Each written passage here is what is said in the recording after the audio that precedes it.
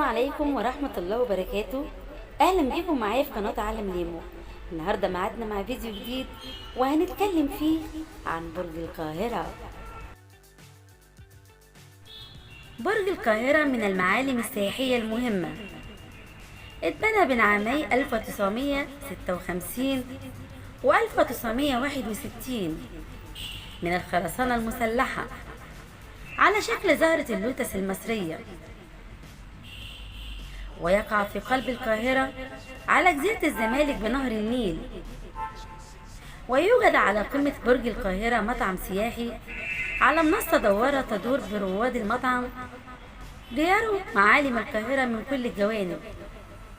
البرج من تصميم المهندس نعوم شبيب، واحد من رواد المعماريين المصريين وأبو العمارة الحديثة في مصر، وشارك في بنائه نحو 500 عامل مصري، وبلغت تكلفة بناء البرج نحو 6 ملايين جنيه في ذلك الوقت.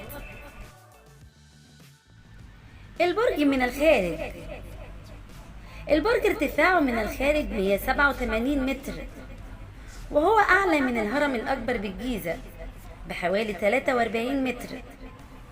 بيتكون من 16 طابق، ويستند إلى قاعدة من أحجار الجرانيت الأسواني اللي استخدمها المصريون القدماء في بناء المعابد والمقابر. شكل البرج من الداخل. الصعود إلى أعلى البرج بيتم في حوالي 45 ثانية. بتشاهد عندما تقف على القمة بانوراما كاملة للقاهرة، الأهرامات ومبنى التلفزيون وأبو الهول والنيل وقلعة صلاح الدين. وهتشعر وانت بتنظر في النظارة المكبرة انك تزور مصر كلها في لحظة واحدة. وممكن الذهاب الى مطعم برج القاهرة في الطابق رقم 14 وعلى ارتفاع 160 متر لتناول وجبة غذائية. ويتميز هذا المطعم بشكله الدائري والذي يدور حول نقطة ارتكاز لترى القاهرة، ويمكنكم التقاط بعض الصور التذكارية مع العيلة أو الأصدقاء. تم تجديد البرج سنة 2006 بتكلفة بلغت 15 مليون جنيه، حيث جرت عملية ترميم شاملة للبرج وإضافة إضاءة خارجية ملونة جديدة باستخدام تقنية جديدة للإنارة بتعمل على توفير الطاقة بنسبة كبيرة، ويمكن من خلالها التحكم في ألوان الإضاءة الخارجية للبرج. أهم ما يميز برج القاهرة. البرج من أهم الأماكن السياحية في القاهرة اللي بتجذب انتباه السياح بفضل روعة تصميمه الذي يتخذ هيئة زهرة اللوتس المصرية الشهيرة، بالإضافة إلى ارتفاعه المهيب اللي بيوصل ل 187 متر، ويوفر إطلالة بانورامية رائعة على القاهرة والنيل اللي بيطل عليه مبنى البرج.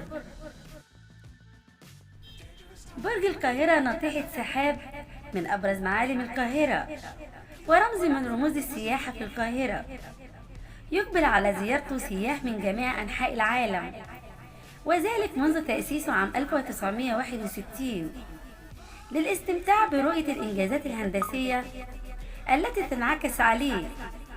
فقد تم تصميمه بارتفاع يبلغ 187 متر، وقد تم تصنيفه كأحد أطول مبنى في شمال أفريقيا. يوجد أيضا في البرج في الطابق 15 كافيتيريا يمكنكم من خلالها الحصول على بعض المأكولات الخفيفة والمشروبات، بالإضافة إلى الإطلالة الرائعة. وإذا أردت استنشاق بعض الهواء النقي، هناك حديقة في محيط البرج باستطاعك الانطلاق إليها والتمتع بالتجول في الهواء الطلق وبالمناظر الخضراء من حولك، وكذلك بمنظر النوافير التي تزين الحديقة. تم بناء برج القاهرة في عهد الرئيس الراحل جمال عبد الناصر بتكلفة وصلت لحوالي 6 مليون جنيه، وكان هدف الرئيس جمال عبد الناصر من وراء بنائه لهذا البرج هو أن يبقى معلما مهما وبارزا على مر التاريخ، لكي يتعلم الشعب المصري كيفية الحفاظ على كرامتهم رغم الظروف.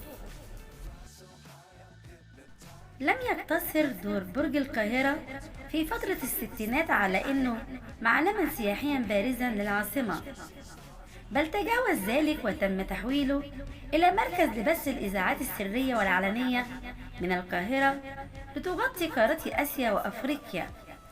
وفي تقرير صدر عن هيئة الإذاعة البريطانية عام 1960 جاء فيه أن مصر احتلت المرتبة السادسة في العالم من حيث عدد الساعات للإرسال متعدد اللغات، والذي بلغ وقتها حوالي 301 ساعة، ثم ارتفاع عدد الساعات في خلال أعوام قليلة ليبلغ 560 ساعة.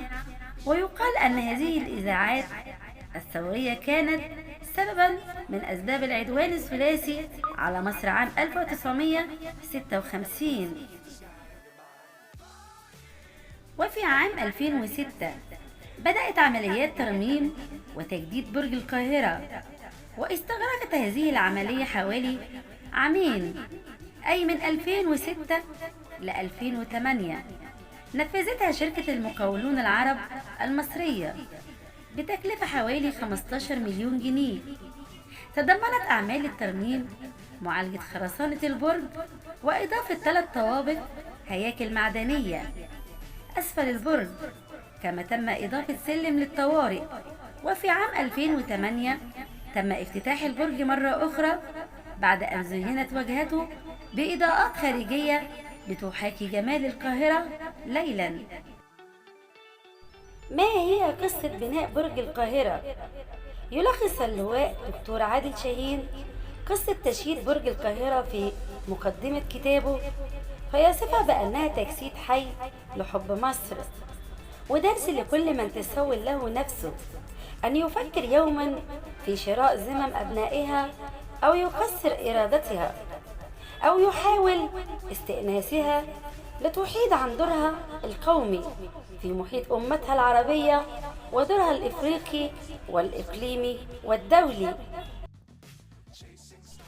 البرج شيد كمركز للمقاومة العربية، وأن يؤدي دوره كبرج تلفزيوني ليكون إثباتا للقدرات الهندسية المصرية في وقت كانت هناك خطط لبناء السد العالي.